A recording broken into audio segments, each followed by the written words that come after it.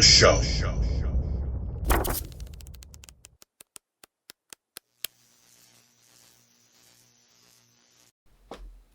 Hey, yo. Yeah, so talked a little bit about doing this episode for weeks, and it's finally here. I'm gonna do it as a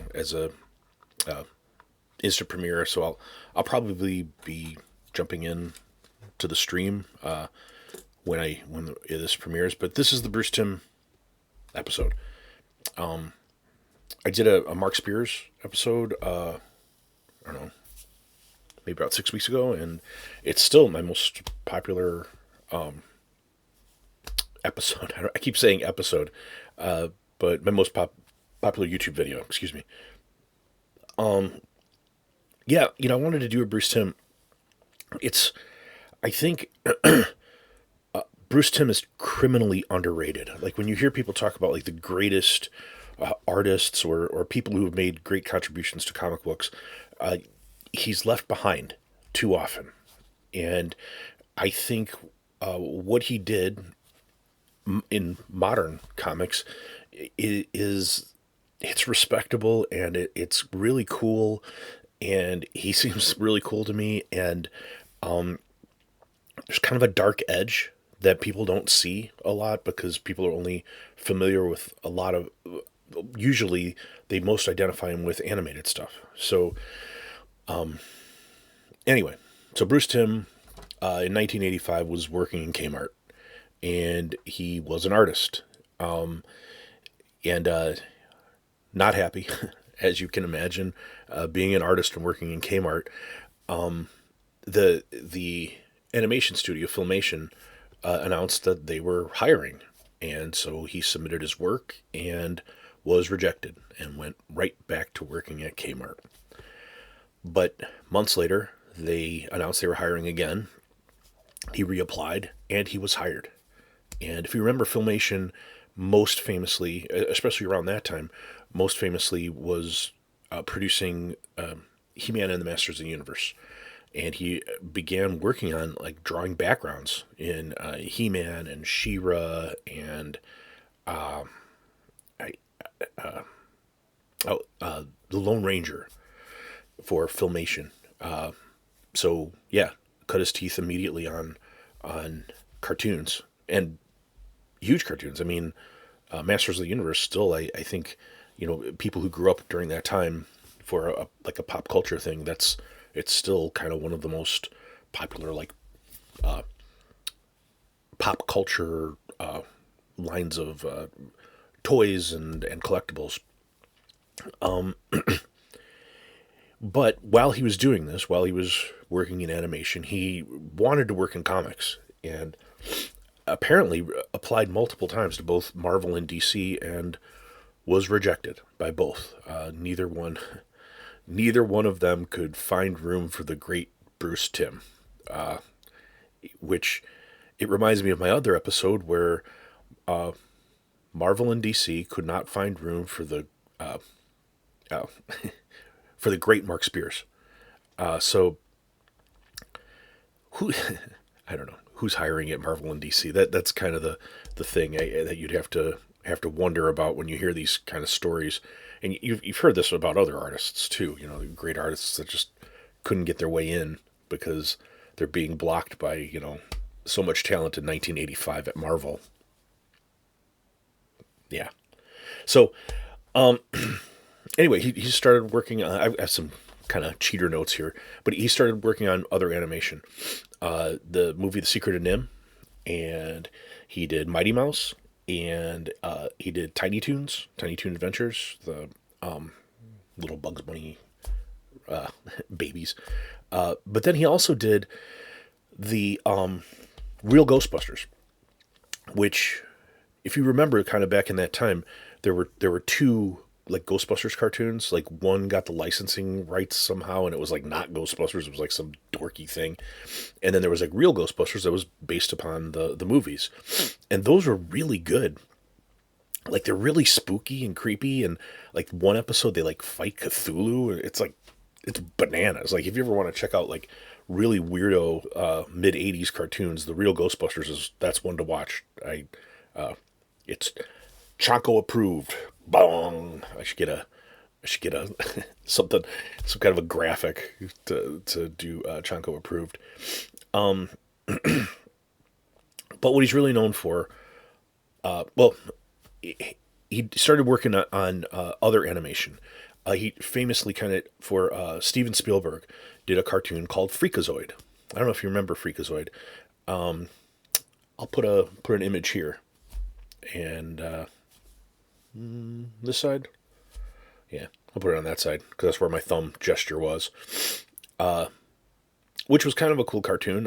Again, you're talking kind of late '80s and weirdness.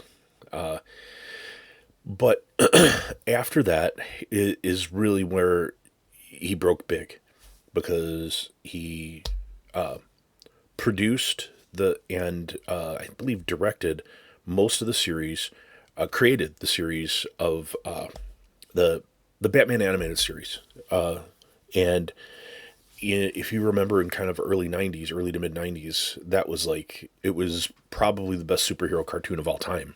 I mean, that includes like all those, you know, all the old Justice League, Super Friends, all that. That Batman animated series was fantastic, like really really well done. And as part of that, he and his partner created Harley Quinn. So it was she was originally in that series, wasn't in comic books, and later made her way into comic books as a result. And this kind of led to what they called the Timmverse of cartoons. There was like the New Adventures of Superman, and there was a Green Lantern one, and there were multiple movies, multiple DC movies that you can still find on like HBO Max or whatever. That kind of all evolved from there. But yeah, I wanted to go through some of the books, but as we were talking, like the first thing Bruce Timm really was notable for was his work on Masters of the Universe. And the very first comic book he ever worked on was a mini comic that came with the action figures. And it's this one. It's Grizzlor, The Legend Comes Alive. This is Bruce Timm art. It doesn't really look like Bruce Timm. Let's see if I can get it to focus. The camera's not doing a good job of focusing. Let's see if I put it by my face. Anyway, it's this tiny little comic that came with the figures. Not notable for anything else really, other than the fact that this is the very first Bruce Timm comic. I'm not going to go in chronological order, but I'm just going to show some stuff. I'm going to show some of kind of the more well-known stuff, the things that people kind of really know Bruce Timm for. Like I think a couple of his more recent popular covers, this Spider-Man, this Mary Jane, I think a lot of people know. And it's one of the things, Bruce Timm has these distinctive faces, these the eyes and eyebrows, especially for the women, are always really distinctive. And it's this really cool, like it's a throwback style to me, but it's like also like a real pinup style, and he just does real great caricatures, and this is a great Mary Jane, and the girl, I don't know if that's supposed to be, is that supposed to be Gwen, and I don't know, but clearly the guys are watching Mary Jane dance, so that's a cool one. This is a Harley Quinn. This is a number one from Harley Quinn, the 30th anniversary, and of course you have to have Bruce Timm do Harley on her 30th anniversary, and again fantastic and very distinctive eyes, the kind of like a slender kind of eyes that he does on a lot of his characters. Then just handful of other things I have. Just might as well show them.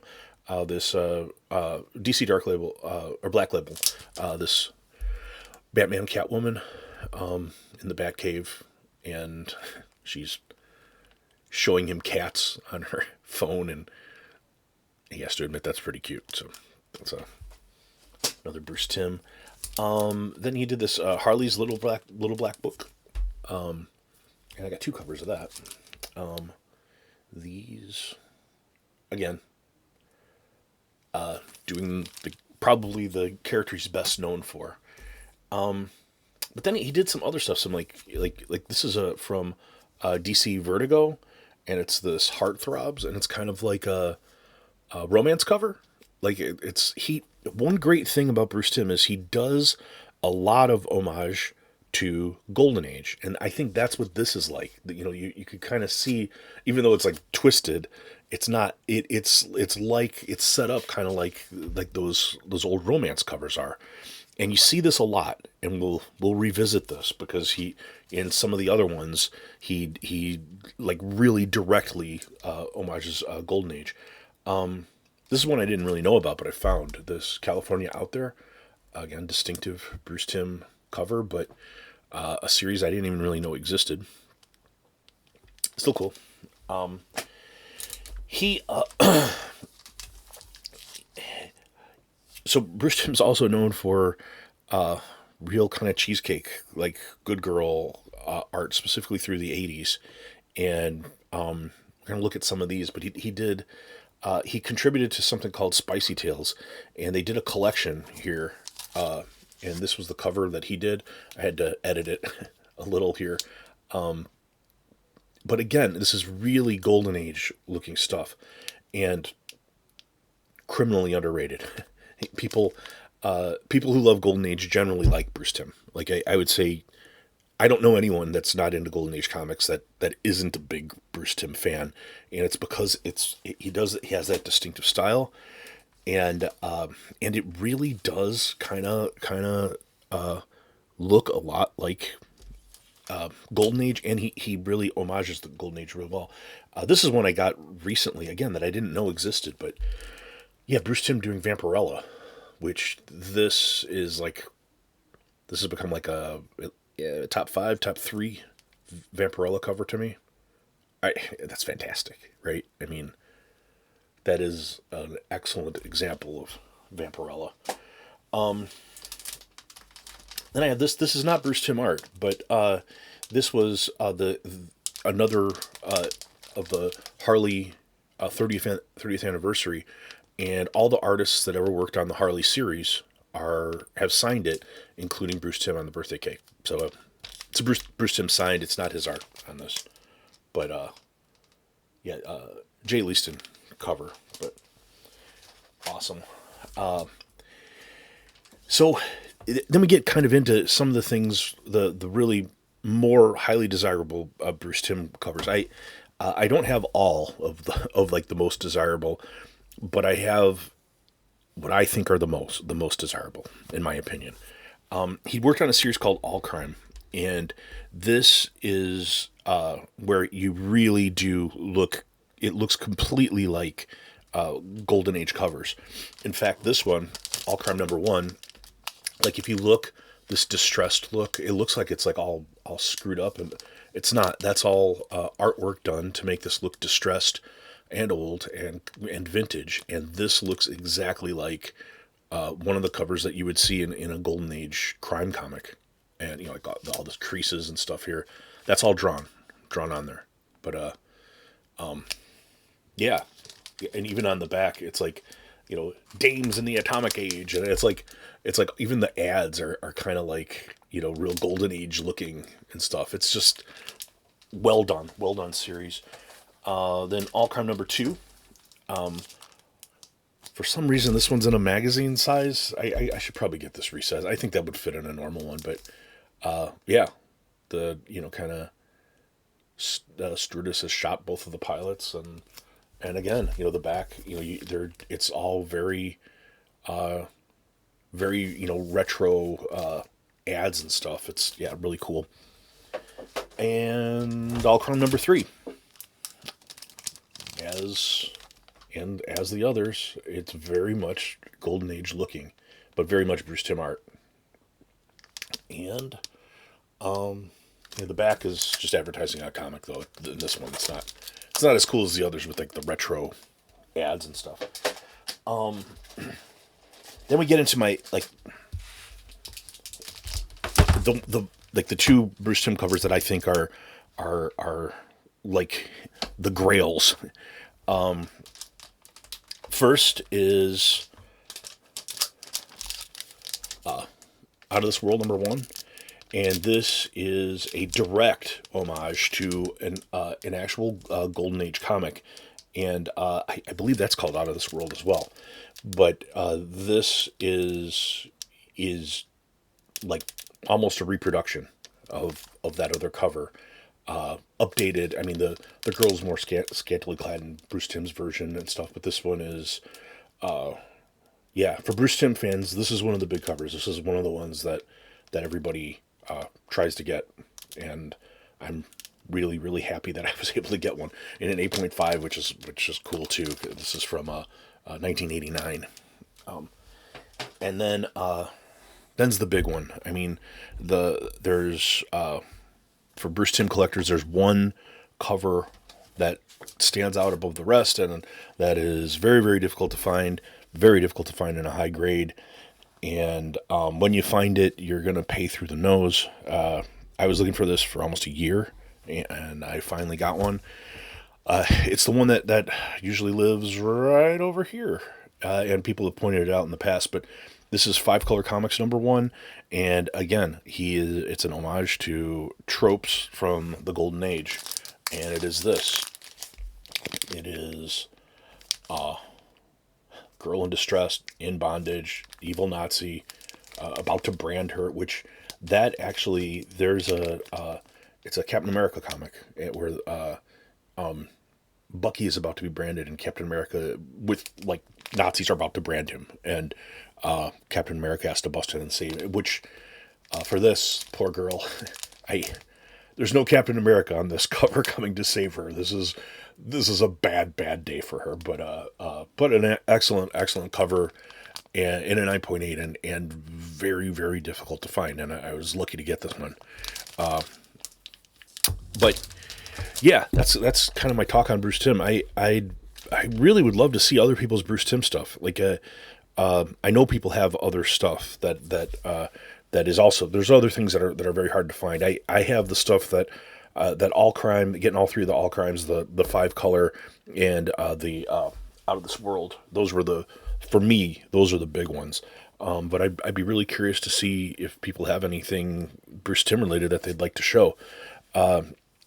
And yeah, I love to hear people contribute to the discussion. If you're a Bruce Timm fan, and I think anybody who watched the Batman animated series probably is. But anyway, that's all I had. Like I said, I'm going to do this as an instant premiere to premiere this week, and hopefully I'll be able to watch it along with people. I got to do a little bit of traveling, but hopefully I'll be able to. That's all I have for now. I hope you're doing well. I hope everyone in your life's doing well. Please subscribe if you're not subscribed. Please like and comment, and I always respond to comments. And if you're checking this out in the premiere, say hi in chat. Odds are I'm probably there. So anyway, have a good week, buddies.